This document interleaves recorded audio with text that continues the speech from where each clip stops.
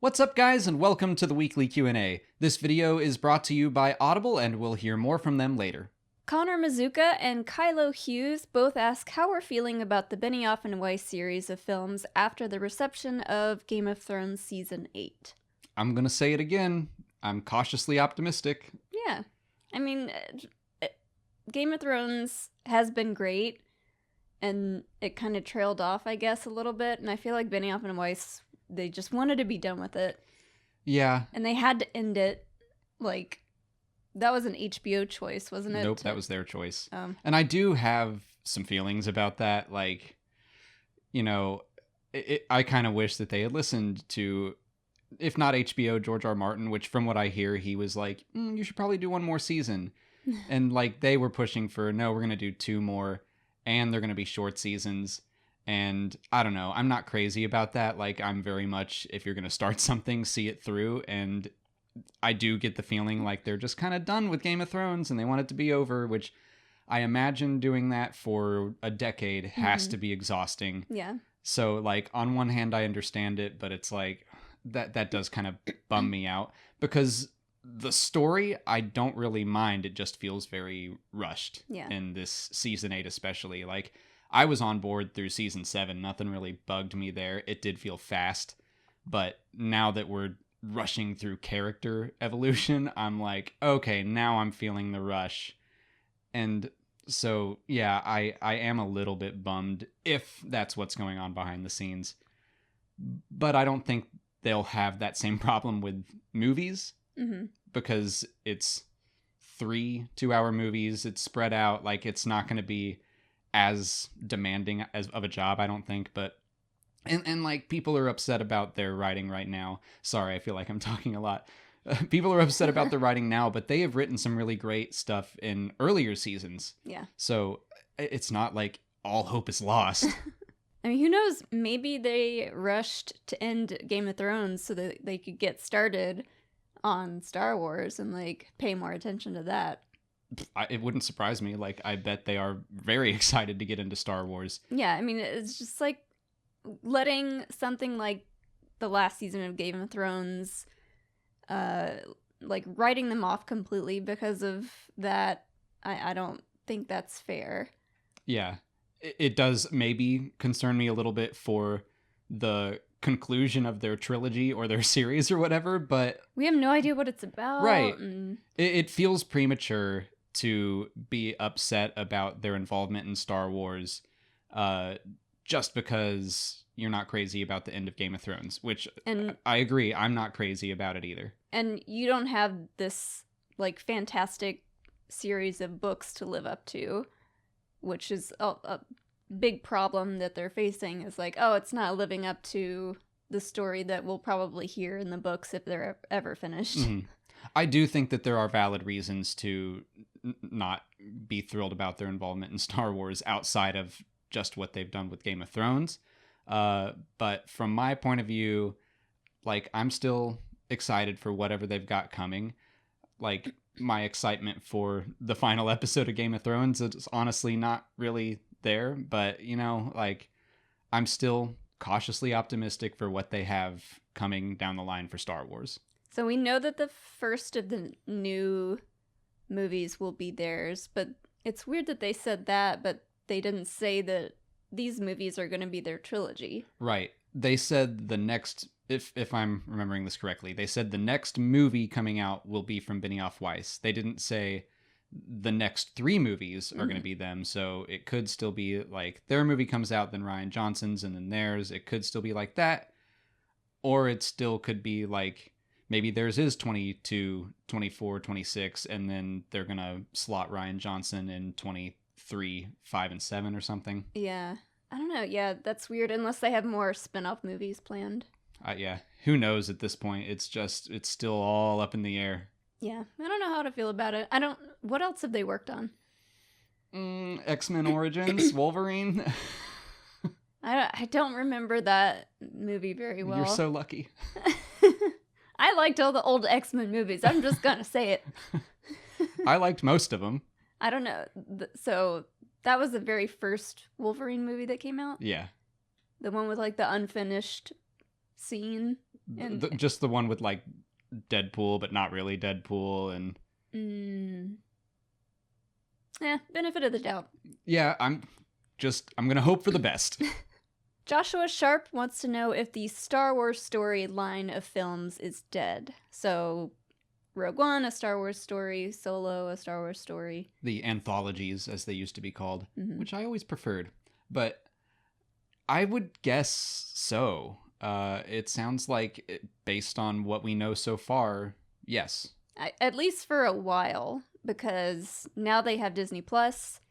They can take those ideas and turn them into a 10-episode series. Yeah, I guess, I should say, as far as theatrically released films go, I think they are probably not planning anymore. I think they're going to save the big, epic saga stories for the big screen. And they might still do anthology movies for the small screen. Or, they might, like, the word is right now, they're taking the Kenobi movie that was planned, and now it's going to be a Disney Plus series. All rumors. Don't know if it's true, but I mean, that kind of makes sense to me, and I kind of like it in a way. Like, I like it and I don't. I'll miss seeing those kinds of stories on the big screen, but it's kind of nice to save the really big events for the really big screen, and then we can save the smaller, more personal stories for at home on the couch. Yeah. Do you think that they would ever do a theatrical release of an animated movie? I don't want to say no. I'm hesitant to say yes, though, because of the reception of the Clone Wars movie. That didn't really go over well. Yeah. But I wouldn't say, like, never again. Yeah. I mean, like, an Ahsoka movie. I know a lot of people are clamoring to have her as live action, but I don't know. I kind of feel like an animated movie would be better. Just because that's how I always envision her. I would still want Ashley Eckstein to voice her. It could be a mocap character, and then interpreted into live action, but I almost feel like animated would be the way to go with Ahsoka. Jason Bobbery asks, what other mediums we'd like to see Star Wars tell stories in that they haven't tried yet? So this is in reference to, like, Vader Immortal coming out as a VR story, and we just had an audio drama come out, and what else is there? I'm sure there are things, but I'm running out of ideas. I mean, I did really enjoy the audio drama. I know a lot of people it's kind of hit or miss if they like audiobooks. I love the audiobooks, so the audio drama was great for me. So that's a good start there. That did kind of make me think of a podcast, like an ongoing audio drama, basically. Yeah. Which I'm kind of like currently obsessed with an ongoing sci-fi podcast. So, Ooh, okay. So they've done The Void, Secrets of the Empire. Sure. I'm gonna say Escape Room. Oh yeah, that's a good idea. Star Wars Escape Room. You're thinking outside the box, and I like it. And you wouldn't need as much. It wouldn't take as much technology as the Void thing does. Yeah, I'm into that. Like, if you start out trapped in, like, an Imperial cell or something, and you got to get away before the Imperials are coming to interrogate you, and Dr. Ball's in the corner. Yeah, that's a good one. Yeah, I don't know how that would work with, like, licensing, and, like, the people who worked there would have to be hired by Disney. I don't know. It seems like something that they could start somewhere, like Disneyland or Disney World, and then grow it, kind of like what they've done with Secrets of the Empire. Yeah, I think that's a really good answer. But what other mediums are there? I think that's where they would have to go, is things that are more audience interactive. Like, they could do, like, that Black Mirror episode where Choose Your Own Adventure. That would be really weird with the canon. I feel like Lucasfilm would be way too strict on the canon, but they do Choose Your Own Adventure books, so maybe not. Musical? Broadway? There it is. This is our first canon musical. They kind of did that in the Robot Chicken, the Empire on Ice sketch. Yeah, I'm into it. I would do an escape room, even though I don't like particularly like them. And I would definitely go see Star Wars on Broadway. All right. Resistance Chris wants to know what we think the Jedi Council would have looked like with Qui-Gon Jinn in charge of it. I think it would have looked better. More flexible. Yeah. I think they probably would have been more helpful to the galaxy. Mm-hmm. Like, Master and Apprentice goes into how he wants to help slaves, but the Jedi are like, that exceeds our mandate. And it's like, really? Like, we can't do what's best for, not humankind, but for lack of a better word, like, just sentient kind. Yeah. I think he would have probably really pushed to get the Jedi to do more good rather than sitting around in their little meditation rooms thinking about what's good. Yeah, I still think that he wouldn't want to do something like that. Like, I don't think he would want to be in charge of the whole thing, but a lot more studying of the prophecies would probably be done. Especially after what happened with Master and Apprentice, again. Yeah, I think it probably would have been a maybe even less corruptible organization, like a little more flexibility where, and this is from Dooku Jedi Lost, where like there's a Jedi, I don't want to talk too much about that, it's still pretty new, but like they run into problems because they are so strict with their rules, and some even Jedi Masters are afraid to admit to their own faults because they're like, what are they going to do to me? Yeah. And fear leads to the dark side. So, like, if they had a little more flexibility, I think it would go a long way. Yeah. If you haven't checked out Master and Apprentice, I would definitely recommend that if you want to know more about why Qui-Gon did not want to be part of the Jedi Council and, like, and why he was so into prophecy and stuff. And his involvement with the Council and all that, so... Caleb Sexton asks which members of the Death Watch were in the right, the ones that sided with Maul after he defeated Pre Vizsla, or the ones that refused to follow an outsider.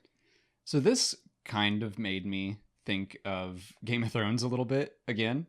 There's a great speech by Jaime in, I think, the second book or the second season, where he's like, they make you take so many oaths, like, you gotta obey your father, obey your king, but what if your king wants you to kill your father? And what if you're supposed to protect the people, but the king wants to kill the people? Like, is that when he explains why he's called Kingslayer? Yeah, kinda. Yeah. It's kind of foreshadowing to it, but like Mandalorian society feels a lot like Game of Thrones society the more we learn about it. So it feels like they have these rules where it's like, well, if you best someone in single combat, you get to be leader of Death Watch. But also, only a Mandalorian can be leader of Death Watch. What happens when a non-Mandalorian bests someone in single combat? What do you do? Now your rules are in conflict. And I think maybe that was just a flaw in Mandalorian society. I don't think that either of them were right or wrong. Yeah. Which side would you have chosen? I think I'd try to get away from the big scary man with the tattoos and the horns. See, I feel the opposite. I feel like if he defeated the guy that's running things and he has giant robot legs, I'd be like, I'm sticking with him. He seems like he knows what he's doing. And his legs don't get tired. He can just chase me. All day. That's interesting because you got like the Bo-Katan look. And she did not follow Maul. Yeah, I mean, I don't know. See, maybe I sided with Bo-Katan because she looks like you. I'm going to follow the redhead. I'm going to follow the redhead too. The red and black head. Like I said earlier, this video is brought to you by Audible. Audible is a leading provider of audio content and is a service I actually use because I go through a lot of Star Wars books, and audiobooks in particular help me stay on top of my reading list. What I like the most about listening to the audiobooks for Star Wars is that they are very high quality with sound effects and music, so it's like listening to a movie. Star Wars recently released its first audio drama, like we mentioned, Dooku Jedi Lost, all about why Count Dooku left the Jedi Order, and you can get it right now by visiting www.audible.com/StarWarsExplained or by texting Star Wars Explained to 500 500. If you sign up for a free 30-day trial today, you'll get a credit for 1 audiobook of any price and credits for 2 Audible originals. Once you get an audiobook or audio drama, like if you get Dooku Jedi Lost, it will always be yours. You own that piece of content even if you cancel your membership, and if you get an audiobook you don't like, you can swap it out thanks to Audible's Great Listen Guarantee, which gives you up to a year to exchange an audiobook you didn't like for one you're excited to keep. The offer lasts for as long as you are a member. Dooku Jedi Lost is available right now, and so is Master and Apprentice, since we mentioned that, if you want to give those a listen, and all the other canon novels have audiobooks as well. If you've been wanting to get into Star Wars books, this is the perfect and risk-free way to try. So visit www.audible.com/Star Wars Explained or text Star Wars Explained to 500-500 and start your journey today. On to YouTube questions. Supreme Leader Smeagol asks how Obi-Wan imitated the Krayt Dragon scream. Was that a Force ability? Well, okay, so there's 2 different ones. Yeah, which one are you talking about? The original one? The good one. And then there's the wacky one. Ooh! Oh! The new one, yeah. The way I always envisioned it was that he could kind of imitate the call, but then he used the Force to amplify his voice. Mm-hmm. I don't think Krayt Dragon Call is a Force ability. No. But I guess it could be. Like, it could be just a mental thing that he projected into the Tusken Raiders' minds. I mean, I imagine that wasn't the first time he had done that. Yeah, it seemed like something he was used to doing. He's been on Tatooine for a while. He's used that tactic many a time. Yeah. And he's gotten really good at it. He just sits in his little hut. He just practices in his hut. Practices and scares. Nope. Yeah. Nope, that's not quite it. Yeah. Just sits there echoing in his little stone hut. And that's why everyone thinks he's a crazy old man. You mean that old wizard out there that's always yelling? He's just hollering. What's he doing? Place is surrounded by Krayt dragons. Yeah. That's true. Like, did he go find a Krayt dragon to see what they sounded like? Or does he just know? I'm sure he has heard their call. Maybe he befriended one. It's like Jane Goodall. He went and lived with Krayt dragons for a year. Yeah. Lord JD24 wants to know why Grievous attacked Kamino even though the clones were central to Palpatine's plan. So, this is just complete speculation, but I'm wondering if once there were enough clones in circulation, Palpatine was like, okay, we probably don't need any more. Because, like, at the end of the war, they shut it all down immediately. So maybe Palpatine was okay with Grievous attacking Kamino. First of all, I would say that it kind of throws suspicion away from Kamino, because if they left it alone all the time, maybe it would be like, why aren't they ever attacking this place? It's very high priority. But also, maybe he wanted to take it down because then it would remove evidence of the inhibitor chips and stuff. Like, that's when Tup's chip goes wrong. They take him to Kamino. They find out about the inhibitor chips. And, that starts this whole snowball of them almost discovering what they're for. So maybe he was trying to wipe away evidence. Yeah, I definitely think cover-up is a good possibility. I can't really think of anything else other than he's Grievous and he likes to up. Carbonite Hunter asks what we thought of Scene 38 reimagined. I liked it. Like, I don't know why fan projects always cause such a fuss online. Like, I like that people celebrate them because it's a lot of passion, a lot of love. And I think that that guy's goal was to be like, hey, just what if? What if this fight were kind of like a Clone Wars fight? Yeah. There's no harm in that. Yeah. And I thought it was really well done. And then I saw some people, I guess, diminishing it. Like, this guy doesn't get Star Wars. Like, this scene shouldn't be like this. And, like, yeah, I agree it shouldn't be in the movie, but it's a fan film. Yeah, it's still really cool. Like, it looked great. So there's no harm in that. Yeah. Hello Greedo put out a great video today that I watched earlier, and I pretty much agreed with everything he said about it. He said, you know, he loves fan films, the dedication to, you know, take a project like that, work so hard on it. I think it took like 2.5 years to finish. Yeah, I remember the teaser for it coming out a while ago. And he was saying that he loves all that stuff about it, but that he wished that there was some new dialogue and less trying to fit it into that A New Hope scene. Like, he wished that they had added just an actor instead of trying to use Alec Guinness's face, added some new dialogue to make it a little more interesting, like something new, instead of trying to make it look like that was actually the scene instead of the original scene. So I kind of agree with that, because I was like, every time I would see Alec Guinness's face in a couple of shots, I was like, See, I'm the opposite. I liked seeing Alec Guinness's face every time. I was like, oh, that's really cool that he was able to composite that, and it looked halfway good. I mean, yeah. I mean, it must have taken a ton of work, and I've never been a huge fan of, like, the CG faces like Tarkin and Leia. They just creep me out a little bit. But, you know, he also pointed out that there's more to the Force and lightsaber fights than, you know, pushing and shoving and, you know, making everything all about this huge, massive, you know, action-packed fight. A power battle. Power battle, yeah. Yeah, he said something like taking the Force powers up to level 10 or something like that. And yeah, that kind of stuff kind of bugs me. Well, see, like, that's where I'm like, yeah, that's not what that scene is about in A New Hope. So that's why, like, people saying it doesn't mesh with A New Hope, I'm like, yeah, I get that, but whatever. It's someone was just playing, and there is, like, this dissonance between what we see in the prequels and what we see in A New Hope, and people always kind of jokingly say, like, why are they so slow? And it's like, because it was 77 and no one had shot a lightsaber fight before, and they were two old men. Yeah. And yeah, there was no choreograph. Yeah, they were just kind of whacking sticks at each other. No one knew what it would look like. And so to me, I'm like, yeah, it's an experimental what if. Yeah. No harm in that. And it looks cool. Yeah. I agree with all that too. I guess it just wasn't for me.